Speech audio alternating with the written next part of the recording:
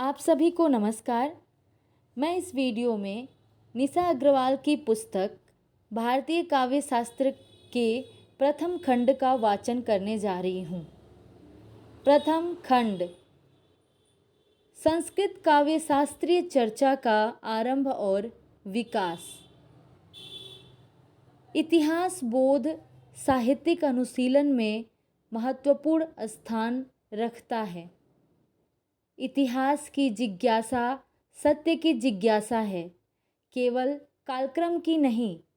जो आचार्य एक काल में आते हैं वही पुनः अवतरित नहीं हो सकते, लेकिन उनकी तरह दूसरा आचार्य आ सकता है। अतः दो कालों में आए हुए आचार्यों में परस्पर का सादृश्य एवं विभेद दोनों का ज्ञान इतिहास के लिए आवश्यक है। सारांशतः आचार्यों का कालक्रम जानना, उनके मूल कथन तथा उनमें परस्पर सादृश्य और विभेद, इसका ज्ञान काव्यशास्त्रीय इतिहास के अध्ययन के लिए आवश्यक है। अब नामकरण पढ़ेंगे। नामकरण। संस्कृत काव्यशास्त्र के लिए प्रारंभ में काव्यालंकार शब्द का प्रयोग अधिक प्रचलित था। भामा, उद्भट, रुद्रट, वामन प्रभृति विद्वानों के ग्रंथों के नाम इस तथ्य के द्योतक हैं। इन नामों में आए हुए अलंकार शब्द को सौंदर्यपरक मानना चाहिए, क्योंकि इन ग्रंथों में केवल अलंकारों का ही वर्णन नहीं है, अपितु काव्य सौंदर्य की परीक्षा के लिए गुण, दोष, रीति, ध्वनि एवं रस आदि जिन जिन आधारभूत तत्वों की आवश्यकता है, उन सब का प्रतिपादन किया गया है। 11वीं शताब्दी में भोजदेव ने अपने ग्रंथ सरस्वती कंठाभरण में इस शास्त्र के लिए काव्य शास्त्र पद का प्रयोग किया है। तो यहाँ पर एक प्रश्न बन सकता है, 11वीं शताब्दी में किसने सरस्वती कंठाभरण में इस शास्त्र के लिए काव्य शास्त्र पद का प्रयोग किया है? तो 11वीं शताब्दी में भोजदेव ने अपने ग्रंथ सरस्वती कंठाभरण में इस शास्त्र के लिए काव्य शास्त्र पद का प्रयोग किया है। इसके अतिरिक्त इन नामों से भिन्न इस शास्त्र के लिए एक और नाम प्रयुक्त हुआ है, वह है क्रियाकल्प, जो कदाचित अन्य नामों से अधिक प्राचीन है। काव्य के लिए साहित्य शब्द का प्रयोग अपेक्षाकृत परवर्ती है, बाद का है। यूँ तो भर्तृहरि ने सर्वप्रथम इस शब्द का प्रयोग किया है साहित्य का, और 11वीं शताब्दी में काव्य मीमांसाकार राजशेखर ने पंचमी साहित्य विद्या लिखकर इस शास्त्र के लिए साहित्य विद्या नाम का निर्देश किया। तो पंचमी साहित्य विद्या किसकी रचना है? राजशेखर की, और इसमें उन्होंने साहित्य के लिए साहित्य विद्या नाम का निर्देश किया। संभवतः उसी आधार पर रुय्यक ने अपने ग्रंथ का नाम साहित्य मीमांसा तथा 14वीं शताब्दी में विश्वनाथ ने अपने ग्रंथ का नाम साहित्य दर्पण रखा। तो यहाँ पर पंचमी साहित्य विद्या राजशेखर का पुस्तक का नाम है, साहित्य विद्या का इसमें इस नाम का प्रयोग किया था। रुय्यक ने इसी ग्रंथ को आधार बनाकर साहित्य मीमांसा लिखा, और 14वीं शताब्दी में विश्वनाथ ने भी अपने ग्रंथ का नाम साहित्य दर्पण रखा। इधर नवीन युग में इस शास्त्र के लिए काव्य शास्त्र नाम अन्य नामों की अपेक्षा अधिक प्रचलित है। काव्य ज्ञान के लिए शास्त्र ज्ञान आवश्यक माना जाता है। जैसे बिना दीपक के पदार्थों का प्रत्यक्ष ज्ञान नहीं हो सकता, वैसे ही शास्त्र के बिना काव्य ज्ञान संभव नहीं। वस्तुतः काव्य के स्वरूप का समग्रता से विवेचन और काव्य सौंदर्य की परीक्षा के आधारभूत मौलिक सिद्धांतों का प्रतिपादन करने वाला शास्त्र काव्य शास्त्र कहलाता है।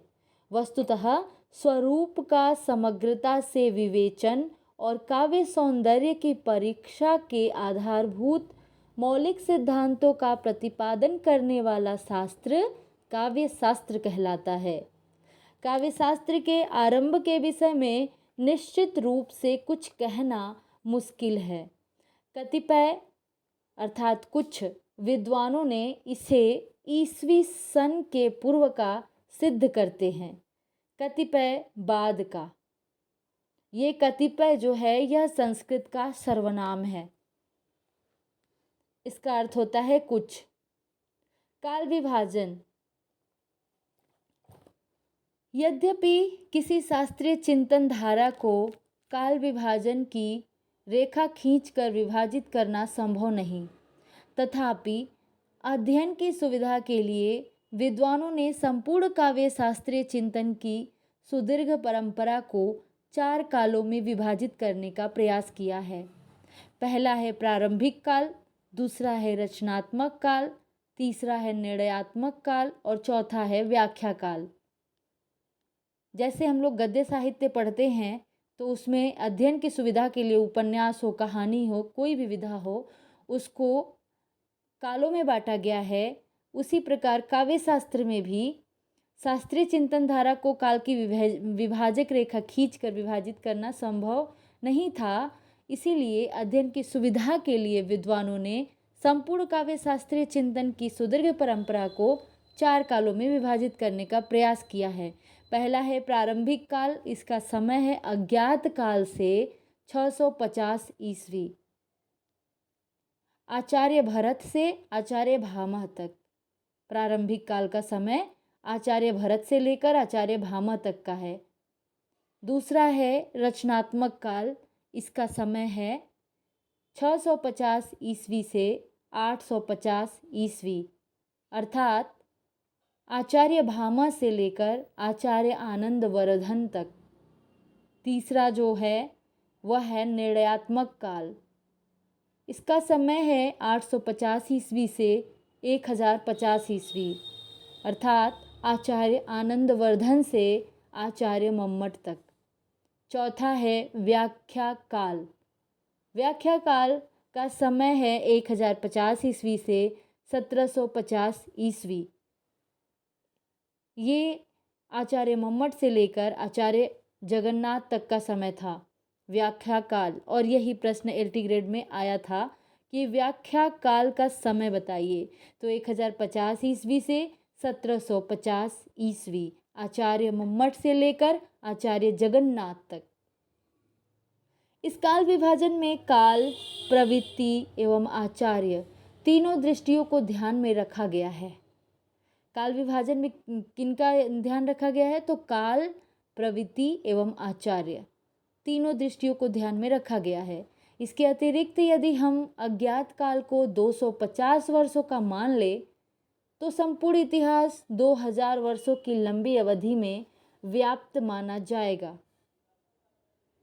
कतिपय आचार्यों ने ध्वनि को केंद्र में रखकर काल विभाजन किया है, जैसे ध्वनि पूर्व युग, ध्वनि युग, ध्वनि पश्चात युग। कुछ विद्वानों ने, कुछ आचार्यों ने ध्वनि को केंद्र में रखकर भी काल विभाजन किया है। पहला किया है ध्वनि पूर्व युग, दूसरा ध्वनि युग और तीसरा है ध्वनि पश्चात युग। प्रारंभिक काल। प्रारंभिक काल में दिया है कि भरत मुनि के नाट्य शास्त्र से भारतीय काव्य शास्त्र का आरंभ माना जाता है। भरत मुनि के नाट्य शास्त्र से भारतीय काव्य शास्त्र का आरंभ माना जाता है। यद्यपि भरत मुनि ने अपने ग्रंथ में पूर्ववर्ती आचार्यों द्वारा प्रणीत श्लोकों की प्रस्तुति द्वारा पूर्ववर्ती आचार्यों का स्मरण किया है, जिससे ज्ञात होता है कि उनके पूर्व भी काव्य शास्त्रीय चिंतन विद्यमान रहा होगा। तथापि प्रामाणिक रूप से किसी ग्रंथ के उपलब्ध न होने से भरत मुनि ही आदि आचार्य के रूप में समादृत हैं। भरत मुनि का काल, निर्णय एवं उनके ग्रंथ का रचना काल दोनों ही अत्यंत विवादास्पद विषय है। कतिपय विद्वानों के मतानुसार उन्हें दूसरी शताब्दी ईस्वी पूर्व से ईस्वी सन की दूसरी शताब्दी के मध्य माना जा सकता है। नाट्यशास्त्र ज्ञान का विश्वकोश होते हुए भी मुख्य रूप से नाट्य विवेचन से संबद्ध है। अन्य विषय नाट्य के अनुषंग रूप में आए हैं। ध्यातव्य है कि प्रारंभ में काव्य शब्द व्यापक अर्थ का द्योतक था। इसमें दृश्य काव्य एवं श्रव्य काव्य दोनों ही समाहित थे। तात्पर्य यह कि इस काल में दृश्य काव्य और श्रव्य काव्य दोनों के अनुशीलन का सूत्रपात हो चुका था, किंतु दोनों का एकीकरण नहीं घटित हुआ था। इसके अतिरिक्त प्रधानता दृश्य काव्य की थी। प्रधानता किसकी थी? दृश्य काव्य की थी। दृश्य काव्य और श्रव्य काव्य में कुछ तत्व तो समान लक्षित किए गए, जैसे गुण एवं अलंकार, किंतु कुछ तत्वों में असमानता मिलती है तथा नाटकों में रस का चिंतन प्रधान था। नाटकों में रस का चिंतन प्रधान था और श्रव्य काव्य में किसका प्रधानता था? अलंकार का। काव्य का संबंध शब्द और अर्थ से है। भरतमुनि के अनुसार अर्थ क्रियोपेतम काव्यम, अर्थात अर्थ क्रिया से युक्त काव्य है। अर्थ क्रियोपेतम काव्यम का अर्थ है कि अर्थ क्रिया से युक्त काव्य है। अर्थ क्रिया से युक्त काव्य है। यहाँ दृश्य काव्य से श्रव्य काव्य का अंतर स्पष्ट है। दृश्य काव्य में अर्थ और क्रिया का योग रहता है, जबकि श्रव्य काव्य में अर्थ और शब्द का। उल्लेखनीय है कि जो स्थान भरत मुनि ने क्रिया को दिया, वही स्थान भामह ने शब्द को, क्योंकि भामह स्पष्टया कहते हैं शब्दार्थो सहितो काव्यम। यह भामह ने यह लक्षण दिया है काव्य का कि शब्दार्थो सहितो काव्यम। काव्य का संबंध शब्द और अर्थ से है। शब्दार्थो सहितो काव्यम का अर्थ होगा कि काव्य का संबंध शब्द और अर्थ से है। सर्वप्रथम शब्द व्याकरणों के अन्वेषण का विषय बना। दार्शनिक दृष्टि से प्रभावित विद्वान शब्द को प्रधानता देते हैं, क्योंकि शब्द को वे ब्रह्म और अर्थ को उसका विवर्त मानते हैं। इसके विपरीत नैरुक्त लोग अर्थो ही प्रधान तद्गुणः शब्दः में विश्वास करते हुए अर्थ को प्रधानता देते हैं। शब्द और अर्थ की इस लड़ाई को काव्य शास्त्रियों ने व्याकरणों से दाय के रूप में ग्रहण किया और सर्वप्रथम भरत मुनि ने शब्द और अर्थ की इस लड़ाई में वाणी से अभिनय को इस अर्थ में श्रेष्ठ घोषित किया। शब्द और अर्थ की इस लड़ाई को काव्य शास्त्रियों ने व्याकरणों से दाय के रूप में ग्रहण किया और सर्वप्रथम भरत मुनि ने शब्द और अर्थ की इस लड़ाई में वाणी से अभिनय को इस अर्थ में श्रेष्ठ घोषित किया कि वाणी के अर्थ की अभिव्यक्ति अभिनय द्वारा ही होती है। कलात्मक अभिनय ही काव्यार्थ को व्यंजित करता है, आस्वाद्य बनाता है। नाट्य प्रयोग सफलतापूर्वक कैसे करना चाहिए, यह दिखाना ही नाट्य शास्त्र का उद्देश्य है। अतः नाट्य मंडप की रचना से लेकर नाट्य सिद्धि तक नाट्य के सभी अंगों की इसमें विवेचना की गई है। इसमें काव्य चर्चा नाट्य के अनुषंग रूप में हुई है, जिसमें काव्य लक्षण, अलंकार तथा गुण दोषों का वर्णन है। भरत के पश्चात कालक्रम की दृष्टि से आचार्य भामह का नाम लिया जाता है। 6ठी शताब्दी के पूर्वार्ध में होने वाले भामह ने अपने ग्रंथ काव्यालंकार में श्रव्य काव्य को मुख्य रूप से विवेचन का विषय बनाया और इस काल में सर्वाधिक उल्लेखनीय घटना यह हुई कि काव्य चर्चा नाट्य के अंग के रूप में न होकर स्वतंत्र रूप से होने लगी। तो भरत के बाद जो कालक्रम की दृष्टि से भामह का समय आता है, भामह का समय 6वीं शताब्दी के पूर्वार्ध का है और भामह का ग्रंथ का नाम है काव्यालंकार और भामह ने श्रव्य काव्य को मुख्य रूप से विवेचन का विषय बनाया था। लेकिन 6ठी शताब्दी तक काव्य शास्त्रीय चर्चा विकसित न हुई हो ऐसा नहीं माना जा सकता। 1050 ईस्वी 150 ईस्वी का गिरनार पर्वत पर प्राप्त रुद्रदामन के काल के शिलालेख पर उत्कंठित निम्न पंक्ति तत्कालीन काव्यशास्त्रीय स्थिति का संकेत देती है। पंक्ति है, स्फुट लघु मधुर चित्रकांत शब्द समयोदारालंकृत गद्य पद्य। इसमें रुद्रदामन को यौधेयों का उत्सादक, महती विद्याओं का पारगामी, स्फुट लघु मधुर चित्र कांत तथा उदार एवं अलंकार मंडित गद्य पद्य की रचना में प्रवीण बतलाया गया है। यद्यपि यह एक प्रशस्ति है, तथापि प्रस्तुत वाक्य से तत्कालीन काव्यशास्त्रीय दृष्टि का निश्चित प्रमाण मिलता है। इसमें काव्य का गद्य पद्य में विभाजन, अलंकृत गद्य पद्य की स्थिति, मधुर एवं कांत गुणों, चित्र के माध्यम से ध्यानाकर्षित करने वाला स्वरूप, विन्यास, कवि समय आदि का संकेत है। भामा ने अपने ग्रंथ में यूतो मेधावी रुद्र आदि अनेक पूर्ववर्ती आचार्यों का स्मरण भी किया है, तथापि इनकी रचनाएं उपलब्ध नहीं है। भामा से पूर्व का रचा हुआ भट्टी काव्य, भामा से पहले भट्टी काव्य लिखा हुआ था, काव्य शास्त्र की विकसित स्थिति का प्रमाण देता है। और जो भट्टी काव्य है, इसमें काव्य शास्त्र की विकसित स्थिति का प्रमाण मिलता है। इसमें 38 अलंकारों का प्रयोग हुआ है। भट्टी काव्य में कितने अलंकारों का प्रयोग हुआ है? 38 अलंकारों का प्रयोग हुआ है, तथा पांडित्य प्रदर्शन की प्रवृत्ति भी असाधारण रूप से लक्षित होती है। अतएव यह मानना होगा कि भामा से पूर्व भी काव्य शास्त्रीय चर्चा प्रचलित रही होगी, जिसका परिपाक भामा के काव्यालंकार नामक ग्रंथ में हुआ है। भामा आरंभिक काल के महत्वपूर्ण आचार्य होते हुए भी काव्य शास्त्रीय चर्चा के आरंभ का प्रमाण सिद्ध नहीं होते, किंतु जब तक उनसे पूर्व का उन्हीं के परंपरा का कोई अन्य ग्रंथ उपलब्ध नहीं होता, तब तक वे प्रथमपन के अधिकारी हैं और इस दृष्टि से उनका महत्व निर्विवाद है। रचनात्मक काल। प्रारंभिक काल में तो काव्य शास्त्रीय सिद्धांतों की उद्भावना भूमिका के रूप में हुई। प्रारंभिक काल में काव्य शास्त्रीय सिद्धांतों की उद्भावना भूमिका के रूप में हुई थी, लेकिन रचनात्मक काल इस दृष्टि से सर्वाधिक महत्वपूर्ण है कि इसमें मौलिक सिद्धांतों की उद्भावना हुई है और तत्संबंधी मौलिक ग्रंथों का निर्माण हुआ। इस काल के मुख्य 4 सिद्धांतों के मौलिक उद्भावकों के नाम इस प्रकार हैं। रचनात्मक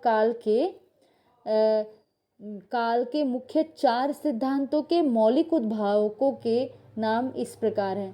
पहला है अलंकार सिद्धांत। इसके जो मौलिक उद्भावक हैं वो हैं भामह, दंडी, उद्भट। दूसरा है गुण और रीति सिद्धांत। इसके हैं दंडी, वामन। तीसरा है रस सिद्धांत। इसके हैं भट्टलोल्लट, भट्टशंकुक, भट्टनायक। चौथा है ध्वनि सिद्धांत। इसके हैं आनंदवर्धन। यह काल साहित्य शास्त्र के दृष्टि से इसलिए सर्वाधिक महत्वपूर्ण है कि इसमें एक ओर जहाँ भामह, दंडी, उद्भट ने काव्य सौंदर्य का मुख्य विधायक अलंकार को मानकर काव्य के अन्य तत्वों को अलंकार में अंतर्मुक्त कर दिया, वहाँ दूसरी ओर वामन ने गुण तथा अलंकार में अंतर उपस्थित कर रीति को काव्य के एक विशिष्ट तत्व के रूप में परिकल्पित किया और रीति को काव्य की आत्मा के रूप में प्रतिष्ठित किया। फलस्वरूप रीति सिद्धांत की उद्भावना हुई। दंडी का नाम अलंकार सिद्धांत के प्रणेता एवं गुण सिद्धांत के उद्भावक दोनों के साथ लेने का कारण यह है कि अलंकार को काव्य का शोभा कारक धर्म मानते हुए भी दंडी ने सर्वप्रथम अलंकार और गुण में पार्थक्य किया और गुण का संबंध मार्ग से स्थापित किया। तो दंडी ने गुण का संबंध मार्ग से स्थापित किया। इसी काल में भरत के प्रसिद्ध रस सूत्र की व्याख्या भट्टलोलट, संकुक एवं भट्टनायक द्वारा हुई। इससे रस सिद्धांत की उद्भावना हुई। आनंदवर्धनाचार्य ने इसी काल में ध्वनि को काव्य के विशिष्ट तत्व के रूप में परिकल्पित कर काव्य के अन्य तत्वों को ध्वनि के अंतर्गत समाहित कर लिया तथा इसे काव्य सौंदर्य के एक सर्वांगपूर्ण सिद्धांत के रूप में प्रस्तुत किया। संप्रति इस काल में काव्य के विविध अंगों यथा अलंकार, रीति, गुण, रस, ध्वनि आदि का स्वरूप क्रमशः विशद होता गया। अब है काल निर्णयात्मक काल। काव्य चर्चा के विकास में यह उत्कर्ष का काल था, क्योंकि जिन सिद्धांतों का पहले संस्थापन हो चुका था उनकी पुनर्योजना इसमें कुशलता पूर्वक की गई। किसमें? निर्णयात्मक काल में। रचनात्मक काल में इसका काव्य चर्चा हुआ था और विकास एवं उत्कर्ष का काल कौन सा है? पुनर्योजना कुशलता पूर्वक की गई निर्णयात्मक काल में। इसमें कुशलता पूर्वक की गई और इसमें बहुत सी परस्पर संघर्षशील प्रवृत्तियों का समन्वय किया गया। इसके अतिरिक्त पूर्ववर्ती काल की प्रवृत्ति को इस काल के आचार्यों ने आगे बढ़ाया। आनंदवर्धन से मम्मट तक हुए कुछ महत्वपूर्ण ग्रंथकार और उनके काव्य शास्त्रीय ग्रंथ इस प्रकार है। तो यहाँ पे ग्रंथ और काव्य शास्त्रीय ग्रंथ है और यहाँ पे आचार्य हैं। आनंदवर्धन से लेकर मम्मट तक हैं ग्रंथकार और काव्य शास्त्रीय ग्रंथ इस प्रकार हैं। अभिनय गुप्त का है अभिनव भारती और ध्वन्यालोक लोचन ग्रंथ। राजशेखर का है काव्य मीमांसा। कुंतक के ग्रंथ का नाम है वक्रोक्ति जीवित। धनंजय के ग्रंथ का नाम है दश रूपक। महिम भट्ट के ग्रंथ का नाम है व्यक्ति विवेक। क्षेमेंद्र के ग्रंथ का नाम है औचित्य विचार चर्चा। भोजराज के ग्रंथ का नाम है श्रृंगार प्रकाश सरस्वती कंठाभरण और मम्मट के ग्रंथ का नाम है काव्य प्रकाश। इस काल में होने वाले आचार्यों में अभिनव गुप्त और कुंतक ऐसे आचार्य हुए जो निर्णयात्मक काल में होते हुए भी रचनात्मक प्रवृत्ति के साथ हैं। मतलब अपने जो पूर्व प्रवृत्ति थी रचनात्मक काल के बाद आता है निर्णयात्मक काल। तो यहाँ बताया जा रहा है कि आचार्यों में अभिनव गुप्त और कुंतक ही ऐसे दो कवि हैं जो निर्णयात्मक काल में होते हुए भी रचनात्मक प्रवृत्ति के साथ हैं। अभिनव गुप्त जिन्होंने भारत के रससूत्र की दार्शनिक पीठिका पर व्याख्या करते हुए एक और आनंदवर्धन के ध्वनि सिद्धांत की पूर्ण रूपेण प्रतिष्ठा की, तो दूसरी ओर रस सिद्धांत को महत्व देते हुए रस ध्वनि को उत्तम काव्य कहा। क्योंकि अभिनव गुप्त ने अभिनव भारती लिखा है और ध्वन्यालोक लोचन लिखा है। दूसरी ओर रस सिद्धांत को महत्व देते हुए रस ध्वनि को उत्तम काव्य कहा। इस प्रकार ध्वनि और रस का समाहार किया। आचार्य कुंतक ने आनंदवर्धन के ध्वनि सिद्धांत का खंडन करते हुए वक्रोक्ति को काव्य की आत्मा के रूप में प्रतिष्ठित किया। तो कुंतक ने आनंदवर्धन के ध्वनि सिद्धांत का खंडन किया और वक्रोक्ति को काव्य की आत्मा के रूप में प्रतिष्ठित किया। वक्रोक्ति सिद्धांत की स्थापना की कुंतक ने। राजशेखर की काव्य मीमांसा का कवि शिक्षा परक ग्रंथों में प्रवर्तक ग्रंथ का स्थान है। तो राजशेखर ने लिखा है काव्य मीमांसा और यह ग्रंथ कवि शिक्षा परक ग्रंथों में एक प्रवर्तक ग्रंथ माना जाता है। महिम भट्ट के ग्रंथ व्यक्ति विवेक की रचना ध्वन्यालोक के ध्वनि तत्व का खंडन करने के उद्देश्य से हुई।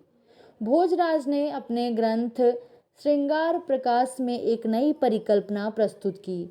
रस को महारस के रूप में प्रतिष्ठित किया तथा कहा कि अहंकार सभी भाव के मूल में है। सभी भाव अहंकार से ही उत्पन्न और उसी में पर्यवसित होते हैं।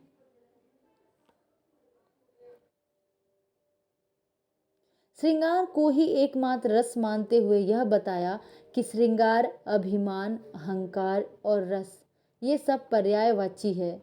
डॉक्टर राघवन तथा कांतिचंद पांडेवेचन पांडे दोनों मान्य विवेचकों ने अपने अपने ग्रंथों में इस विषय पर पर्याप्त प्रकाश डाला है। भोजराज की अहंकार की व्यापक परिकल्पना आगे चलकर सीमित अर्थ की द्योतक हो गई और उसे उतनी मान्यता नहीं मिली। क्षेमेंद्र ने अपने ग्रंथ में औचित्य को काव्य की आत्मा के रूप में प्रतिष्ठित किया। अभिनव गुप्त का उल्लेखनीय प्रभाव आचार्य मम्मट पर दृष्टिगत होता है। ध्वनि सिद्धांत को काव्य के सर्वांगपूर्ण सिद्धांत के रूप में पूर्ण रूपेण प्रतिष्ठित करने का श्रेय मम्मट को है। तो ध्वनि सिद्धांत को काव्य के सर्वांगपूर्ण सिद्धांत के रूप में पूर्ण रूपेण प्रतिष्ठित किया है मम्मट ने, जिनका प्रभाव परवर्ती आचार्यों पर भी देखा जा सकता है। उनका प्रभाव उनके बाद वाले आचार्यों पर भी देखा गया। मम्मट ने अपने ग्रंथ में संक्षेप में काव्य शास्त्र से संबद्ध सब विषयों का प्रतिपादन विद्वतापूर्ण ढंग से किया है। इन्होंने प्रायः सभी साहित्यिक तत्वों का यथार्थ मूल्यांकन किया और सबको उनकी योग्यता अनुरूप स्थान दिया। व्याख्यात्मक काल, चौथा काल है व्याख्यात्मक काल। इस सिद्धांत प्रतिपादन का काल न होकर जो व्याख्यात्मक काल है, यह सिद्धांत प्रतिपादन का काल न होकर स्वीकृत मान्यताओं की व्याख्या का काल है। मम्मट के उत्तरवर्ती आचार्यों में राजानक, रुयक, अलंकार सर्वस्व के रचयिता हेमचंद, जिन्होंने साहित्य शास्त्र पर काव्यानुशासन नामक प्रसिद्ध ग्रंथ की रचना की, के नाम आते हैं। तो ये जो व्याख्यात्मक काल है, ये स्वीकृत मान्यताओं की व्याख्या का काल है। और मम्मट के बाद वाले जो आचार्य हैं, राजानक, रुयक हैं, उनका ग्रंथ है अलंकार सर्वस्व के रचयिता, और हेमचंद जिन्होंने साहित्य शास्त्र पर लिखा है काव्यानुशासन नामक प्रसिद्ध ग्रंथ की रचना की, इनका नाम आचार्य आता है। और आचार्य हेमचंद के बाद उनके प्रमुख शिष्य, तो आचार्य हेमचंद के दो शिष्य हैं, रामचंद्र और गुणचंद्र, का स्थान आता है, जिन्होंने समवेत रूप से नाट्य दर्पण नामक एक नाट्य विषयक ग्रंथ की रचना की तथा रस को केवल सुखात्मक न मानकर दुखात्मक भी माना है। तो इन्होंने समवेत रूप में नाट्य दर्पण नामक एक नाट्य विषयक ग्रंथ की रचना की है, रामचंद्र और गुणचंद्र ने। उन्होंने रस को केवल दुखात्मक न मानकर, सुखात्मक न मानकर दुखात्मक भी माना है। और इनके पश्चात वाग्भट्ट का नाम उल्लेखनीय है, जिन्हें महाकवि और अलंकारकर्ता कहा गया है। वाग्भट्ट को क्या कहा गया है? महाकवि और अलंकारकर्ता। अरि सिंह और अमरचंद के नाम भी उल्लेखनीय है, क्योंकि इन्होंने मिलकर काव्यकल्पलता, अरि सिंह और अमरचंद के नाम आते हैं।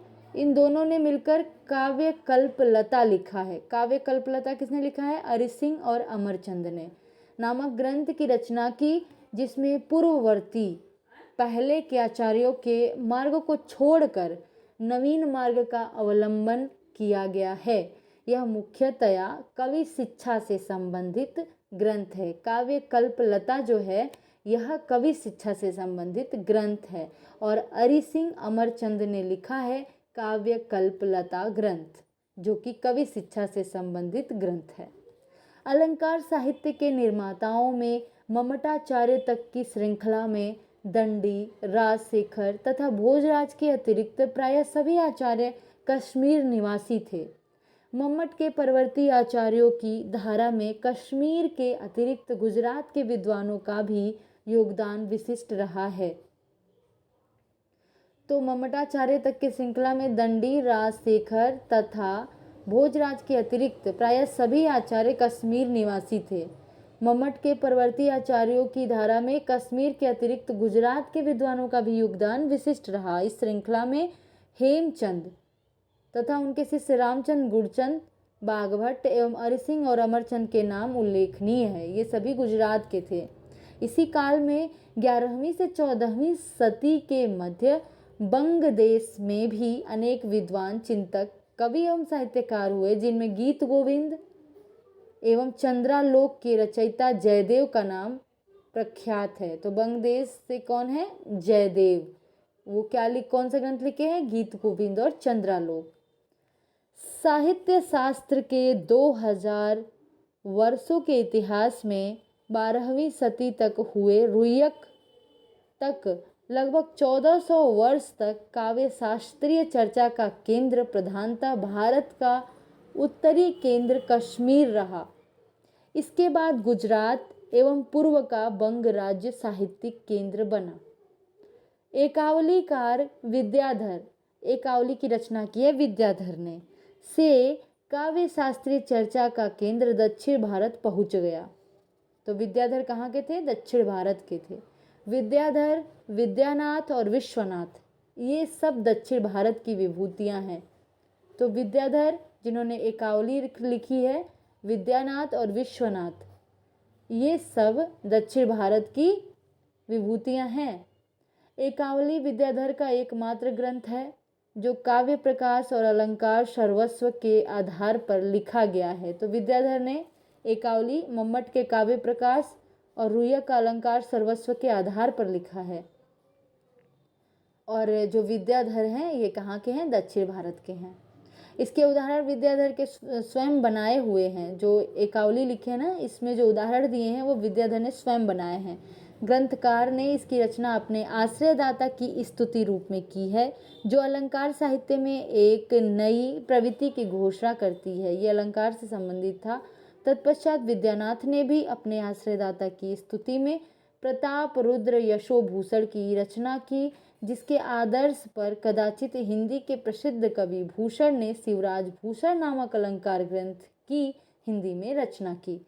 तो यहाँ पर पता चलता है कि जो एकावली है ना, ये विद्याधर ने लिखी है और ये अपने आश्रयदाता, जिसके ये आश्रित थे, उनकी स्तुति के रूप में अलंकार साहित्य ये लिखा, एकावली। उसके बाद विद्यानाथ, जो दक्षिण भारत के ही हैं, विद्यानाथ, उन्होंने अपने आश्रयदाता की स्तुति में लिखा प्रताप रुद्र यशोभूषण। विद्यानाथ की पुस्तक का नाम है प्रताप रुद्र यशोभूषण। इसकी रचना की और इसी के आदर्श पद पर हिंदी के प्रसिद्ध कवि हुए हैं भूषण। उन्होंने शिवराज भूषण नामक अलंकार ग्रंथ हिंदी में लिखी थी। विद्यानाथ के बाद विद्यानाथ के बाद विश्वनाथ कविराज का नाम आता है, जो 14वीं सदी में हुए और इनका अलंकार शास्त्र विषयक ग्रंथ है साहित्य दर्पण। तो विद्याधर, विद्यानाथ और विश्वनाथ, ये तीनों दक्षिण भारत के हैं।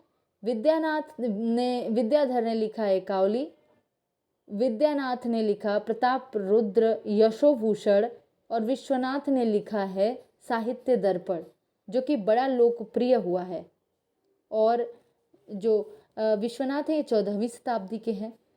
इसमें काव्य और नाट्य संबंधी संपूर्ण विषयों का समावेश हुआ है। साहित्य दर्पण में काव्य और नाट्य संबंधी संपूर्ण विषयों का समावेश हुआ है साहित्य दर्पण में। इसके अतिरिक्त इसमें नायक नायिका भेद भी प्रतिपादित है। इसमें विश्वनाथ ने मम्मट के काव्य लक्षण का खंडन करते हुए वाक्यम रसात्मकम काव्यम का लक्षण स्थापित किया।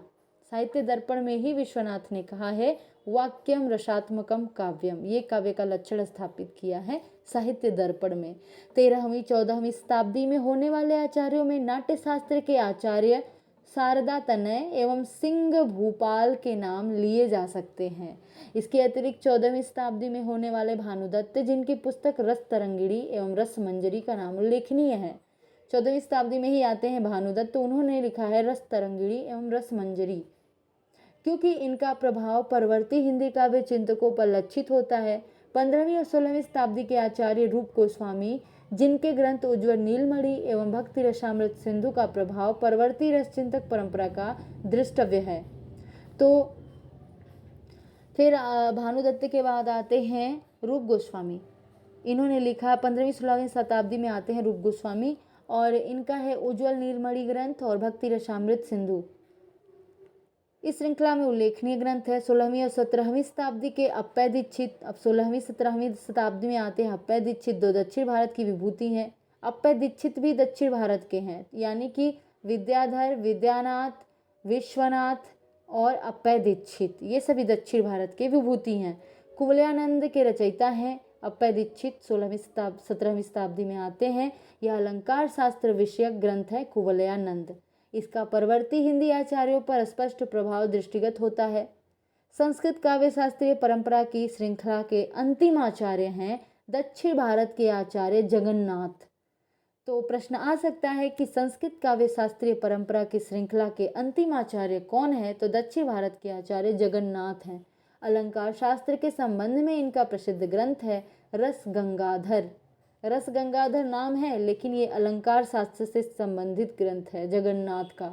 इसमें इन्होंने पूर्ववर्ती काव्य लक्षणों का खंडन करके रमणीयार्थ प्रतिपादकः शब्दः काव्यम को काव्य लक्षण घोषित किया है। संप्रति इस काल में रस, अलंकार, ध्वनि, नायिका भेद और कवि शिक्षा पर स्वतंत्र रूप में ग्रंथ लिखने वाले अनेक आचार्य हुए। इसके अतिरिक्त इस काल में पूरी कलाकृति की समीक्षा का भी प्रयत्न हुआ और मुख्य रूप से टीकाएं लिखी गई। काव्य शास्त्र के विविध स्रोत। पहला स्रोत है वेद आश्रित। भरत मुनि ने अपने नाट्य शास्त्र में प्रारंभ में ही कहा है, मैंने इस पंचम वेद नाट्य वेद की रचना चारों वेदों का तत्व लेकर की है। ऋग्वेद से पाठ्य लिया है, सामवेद से गान, यजुर्वेद से अभिनय तथा अथर्ववेद से रस। इसमें प्रयोजन के संबंध में वे लिखते हैं कि वेद पढ़ने का अधिकार ब्राह्मणों ने कम लोगों को दिया था। स्त्री, शूद्र और पतित ब्राह्मण वेद के अधिकारी नहीं थे, इसलिए उन्होंने पंचम वेद यानी कि नाट्य वेद की रचना की, जो सार्ववर्णिकम है। यह भरत मुनि ने लिखा है। और प्रश्न आता भी है, किसने अपने ग्रंथ को पंचम वेद की उपाधि दी है? तो भरत मुनि ने। वेदांगों में 6 विद्याओं की गणना की गई है। वेदांगों में 6 विद्याओं की गणना की गई है। शिक्षा, कल्प, व्याकरण, निरुक्त, छंद और ज्योतिष। शिक्षा, कल्प, व्याकरण, निरुक्त, छंदस और ज्योतिष। ये याद होना चाहिए क्योंकि आता है और ये क्रम लगाने के लिए भी आता है किसका है। इसमें व्याकरण तथा निरुक्त शब्द एवं अर्थ की प्रकृति तथा उसके व्यवहार के नियमों का निरूपण करते हैं। छंदस का संबंध लयात्मक शब्द विधान से है। इसके अतिरिक्त वेद स्वतः काव्य के संपूर्ण सौंदर्य से युक्त है। काव्य सौंदर्य निरूपक साहित्य शास्त्र में सौंदर्य के आधायक जिन तत्वों अलंकार, गुण, रीति, ध्वनि, रस का विवेचन किया जाता है, वे सभी वेद मंत्रों में पाए जाते हैं। जैसे वेद मंत्र रूपक, उपमा आदि अलंकारों तथा माधुर्य, ओज, प्रसाद आदि गुणों के उदाहरण रूप में प्रस्तुत किए जा सकते हैं। वस्तुतः वेदों में काव्य शास्त्रीय मौलिक तत्वों का सुंदर समावेश हुआ है, पर वे व्यावहारिक प्रयोग मात्र हैं। उनका शास्त्रीय विवेचन वहाँ नहीं मिलता। निरुक्तकार ने इस दिशा में थोड़ा प्रयास किया। जैसे उपमा, जो सारे अलंकारों का बीज है, उसका लक्षण दिया है। तो उपमा को सारे अलंकारों का बीज कहा गया है, उसका लक्षण दिया गया है। तो काव्य शास्त्र के विविध स्रोत में पहला पढ़ा हम लोगों ने वेद आश्रित। अब दूसरा है पुराण आश्रित। पुराण वस्तुतः वेद का ही विस्तार है। इसमें वैदिक तत्वों को कल्पना, प्रतीकात्मक कथा एवं रूपकादि के माध्यम से व्याख्यायित किया जाता है। पुराण में काव्य शास्त्र के उद्भव की कथा को इसी पद्धति से समझना चाहिए। राजशेखर ने काव्य मीमांसा में काव्य शास्त्र की उत्पत्ति का जो वर्णन किया है, वह ऐतिहासिक कम, पौराणिक अधिक है। उनके शब्दों में भगवान श्रीकंठ शिव ने इस काव्य विद्या का सर्वप्रथम उपदेश परमेष्ठी, वैकुंठ आदि 64 शिष्यों को किया था। उनमें से प्रथम शिष्य भगवान स्वयंभू ब्रह्मदेव ने भी इस विद्या का द्वितीय बार उपदेश अपनी इच्छा से उत्पन्न यानी कि अयोनिज अपने शिष्यों ऋषियों को दिया। इन शिष्यों में सरस्वती का पुत्र काव्य पुरुष भी एक था। सरस्वती का पुत्र का नाम है काव्य पुरुष।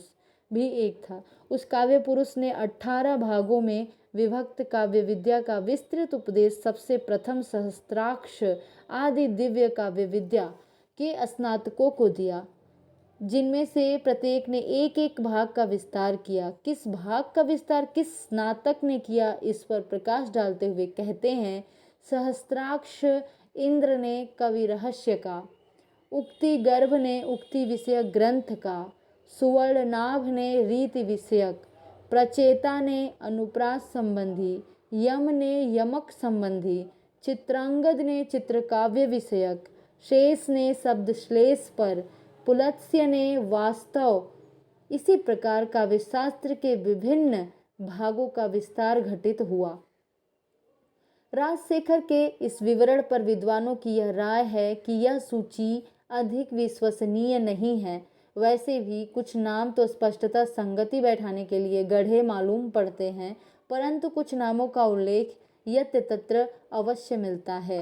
संप्रति राजशेखर का यह काव्यमय वर्णन काव्यशास्त्र की उत्पत्ति का इतिहास जुटाने में हमारी सहायता नहीं करता।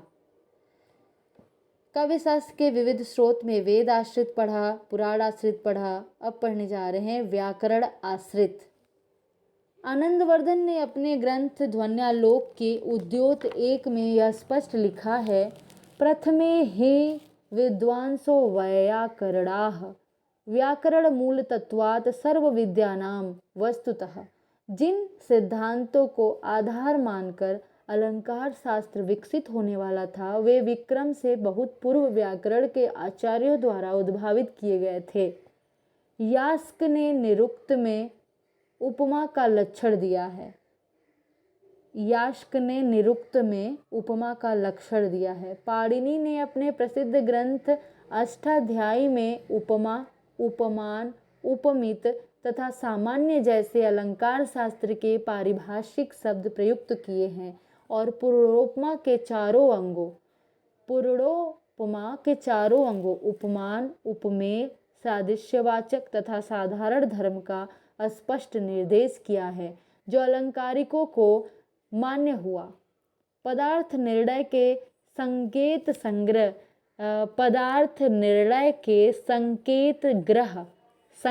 ग्रह के विषय में भी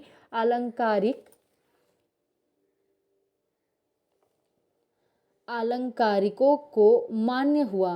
पदार्थ के निर्णय के संकेत ग्रह के विषय में भी अलंकारिक व्याकरण के ही अनुयायी है।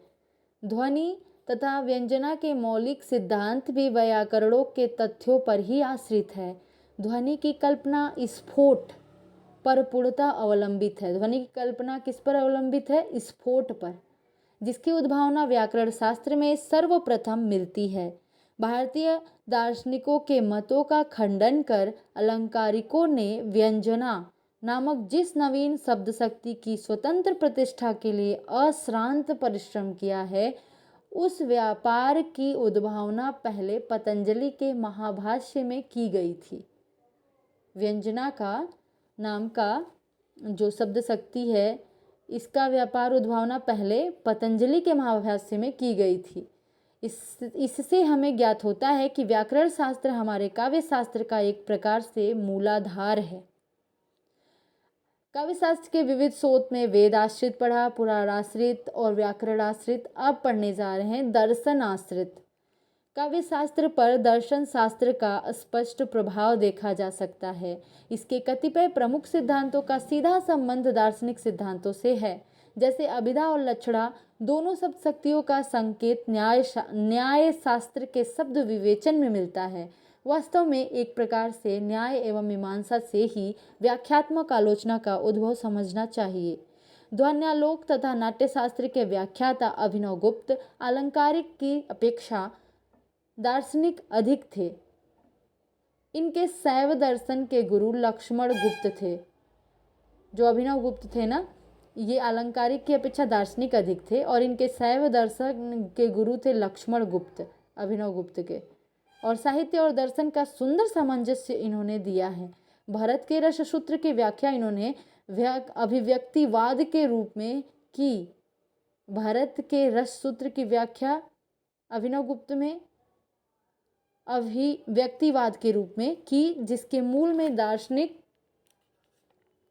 सिद्धांत है। इसी प्रकार भरत के रससूत्र के अन्य व्याख्याकार तथा भट्टलोल्लट, भट्टनायक एवं शंकुक भी दार्शनिक सिद्धांतों से प्रेरित हैं। आनंदवर्धन के ध्वनि सिद्धांत का विरोध करने वाले भट्टनायक मीमांसक हैं और महिम भट्ट न्यायिक। आनंदवर्धन के ध्वनि सिद्धांत का विरोध करने वाले भट्टनायक मीमांसक हैं और महिम भट्ट न्यायिक। निष्कर्षतः कहा जा सकता है कि व्याकरण के उपरांत प्रत्यक्षतः काव्यशास्त्र का दूसरा आधार दर्शन है।